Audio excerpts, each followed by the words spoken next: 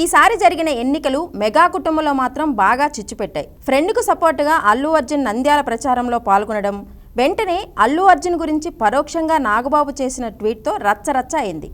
ఏకంగా తన ట్విట్టర్ అకౌంట్ని కొన్ని రోజులు డీయాక్టివేట్ చేసిన నాగబాబు మళ్ళీ ఆ ట్వీట్ డిలీట్ చేసి ట్విట్టర్లో యాక్టివేట్ అయ్యారు. దీంతో గొడవ సద్దుమణిగిందనుకున్నారు. కానీ గొడవ ఇక్కడితో అయిపోలేదని తెలుస్తోంది. నాగబాబు ఇష్యూ వల్ల అల్లు అర్జున్ షాకింగ్ నిర్ణయం తీసుకున్నాడని సోషల్ మీడియాలో టాక్ వినిపిస్తోంది.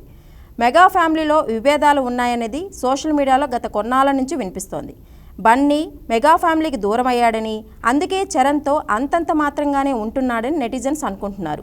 అంతేకాకుండా ఒకరినొకరు పుట్టినరోజు విషెస్ చెప్పుకోవడం లాంటివి గొడవలు నిజమనేలా ఉన్నాయి.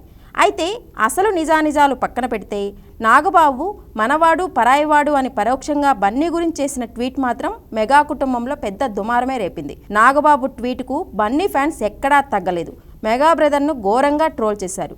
ఇదంతా బన్నీకి నచ్చలేదని, దీంతో మెగా ఫ్యామిలీకి చెందిన వాట్సాప్ గ్రూప్ నుంచి ఎగ్జిట్ అయిపోయాడని అనుకుంటున్నారు. ఇందులో నిజమేంటనేది క్లారిటీ రావాల్సి ఉంది.